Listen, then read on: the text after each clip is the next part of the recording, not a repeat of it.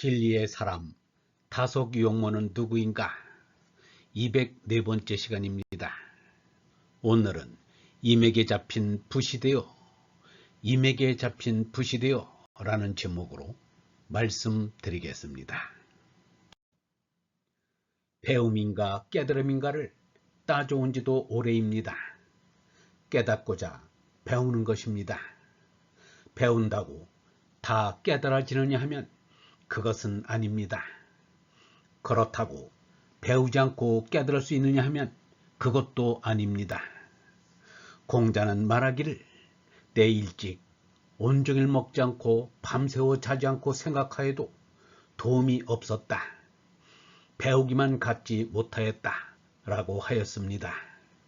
이것은 공자가 젊을 때 먹지 않고 자지 않고 생각만 하여도 배우는 것만 못하였다는 것입니다.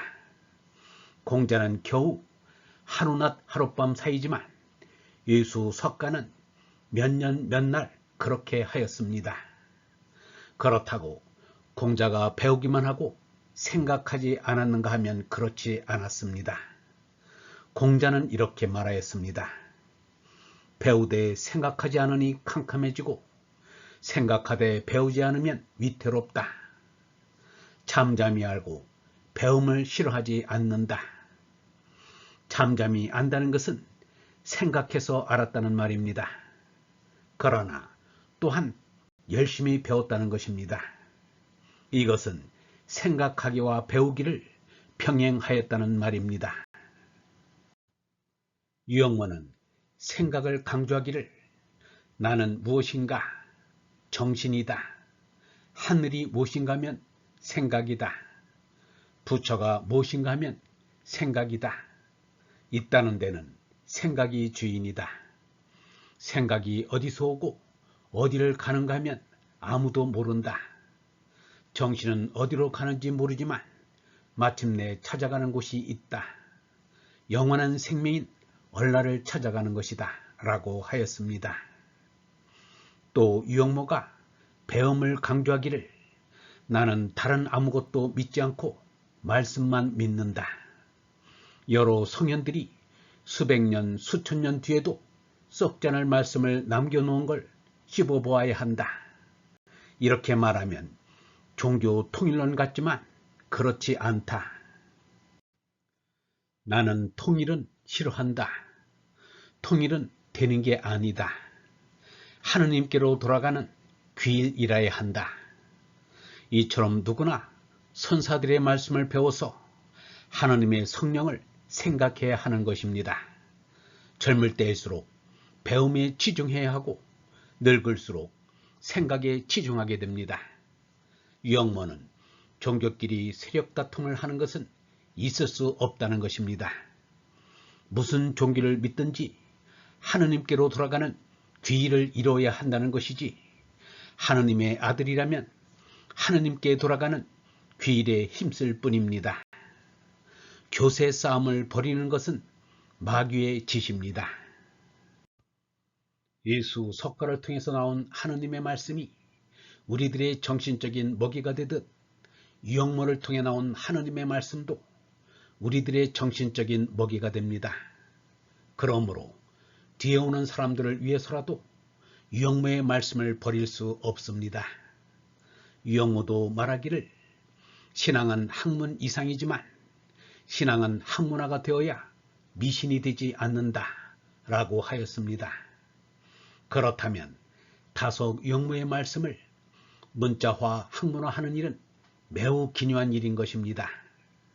박영호는 사람들에게 다속사상을 쉽게 가까이 할 수 있게 하고자 다속사상이라는 눈으로 기독교, 불교, 유교, 도교를 어떻게 보는가를 구체적으로 밝히는데 힘써 왔습니다. 그러던 중 문화일보에 325회에 걸쳐 이에 관한 글을 다속 유영모의 생각과 믿음이라는 제목으로 연재하게 되었던 것입니다. 신문 연재에 들어가기 전에 김흥호로부터 이러한 글올이 우송되어 왔습니다. 시간이 없어 아직 다속일지 해설을 못하고 있으니 대단히 수고스럽지만 선생님이 수고해 주시기 바랍니다.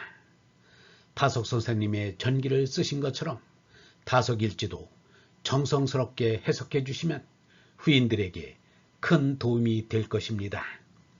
1986년 11월 5일 김응호.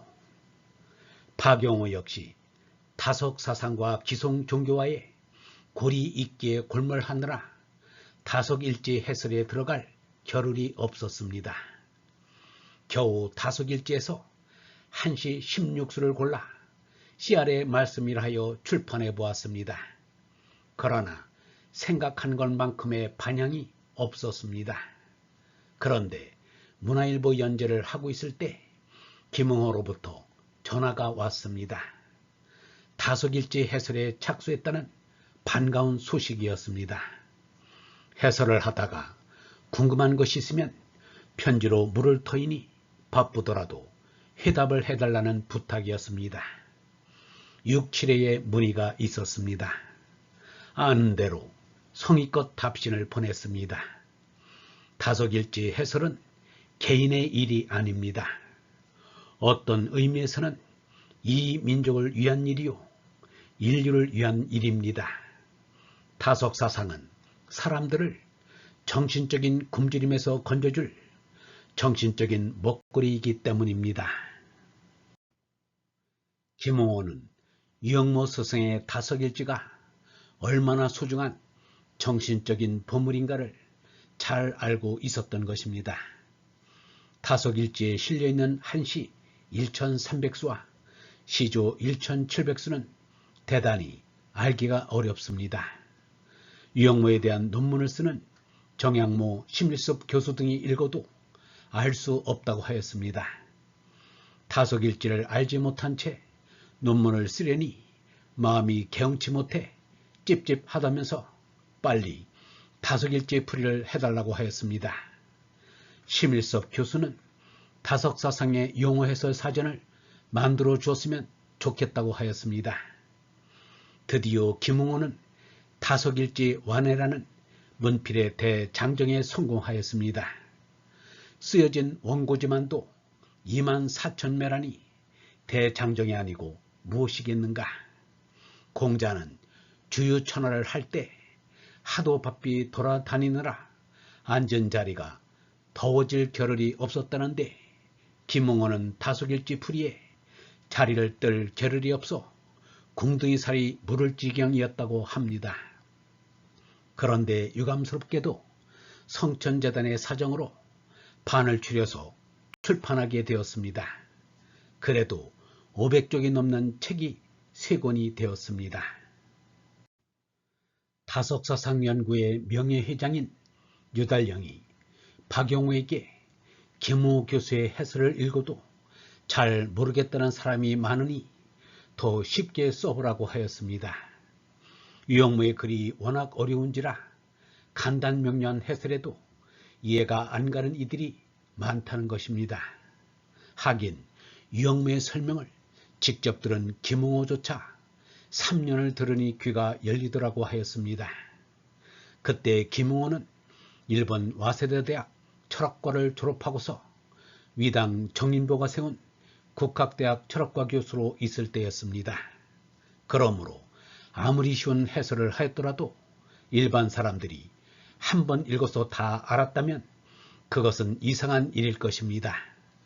필자는 조금이라도 쉬운 풀이를 하려면 자세하게 설명하는 길밖에 없다는 생각이 들었습니다. 자세하게 설명한다고 다 알아지는 것도 아닙니다.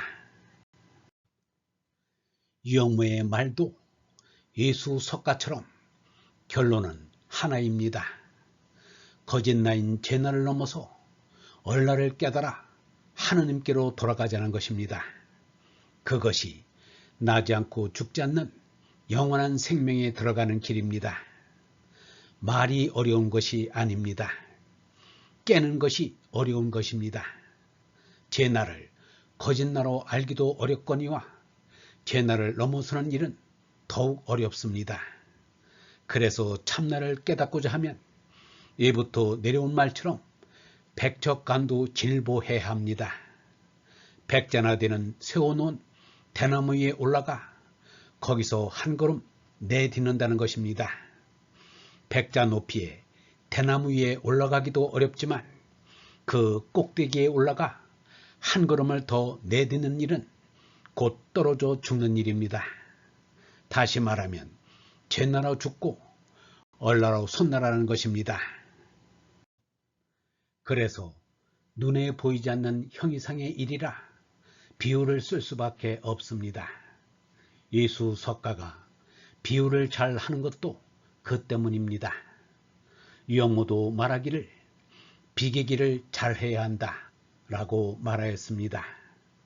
박용호는 유달령의 요청을 이행하고자 다속일지에서 한시 99수를 골라 한수의 5쪽에 이르도록 풀이를 붙였습니다. 이것이 다속유영모 명상록입니다. 다음에는 다속일지에서 시조를 골라서 한시 명상록과 자매지를 만들려고 합니다. 이를 김응호의 다속일지 완해와 보완으로 활용하면 뒤 사람들의 문헌 연구에 큰 도움이 되리라 믿습니다. 내가 풀이를 하려고 하지 않습니다. 나는 한 자루에 붓이 되어 얼님께서 눌리시는 대로 따라갈 뿐입니다. 얼본 여러분, 사람은 생각할 줄 알아야 합니다. 생각하는 것이 사는 것입니다. 생각하지 않으면 죽은 것이나 마찬가지입니다. 생각하는 나가 참나입니다. 생각 없는 나는 꿈속의 나입니다. 꿈은 100번 1000번을 잘 꿔도 헛것입니다. 생각 없이 사는 삶은 짐승들의 삶과 하나도 다를 바 없습니다. 사람은 생각하는 데서 삶의 의미를 찾습니다. 생각은 어디서 오는가? 하늘에서 옵니다. 하늘은 생각입니다. 생각의 본향이 하늘입니다. 성령이 무엇인가? 생각입니다. 성령이 내게 와서 생각을 일으키는 것이 얼라입니다. 생각하는 얼라가 주인입니다. 생각은 별빛처럼 하늘에서 내려와 다시 하늘로 갑니다. 하늘 어디인지는 아무도 모릅니다. 어디인지 모르는 곳이 하느님 아버지입니다. 영원무한의 큰 생명이신 얼라가 나의 임이요 참나요 하느님 아버지입니다. 영성신학원 다석아카데미의 하늘소리였습니다.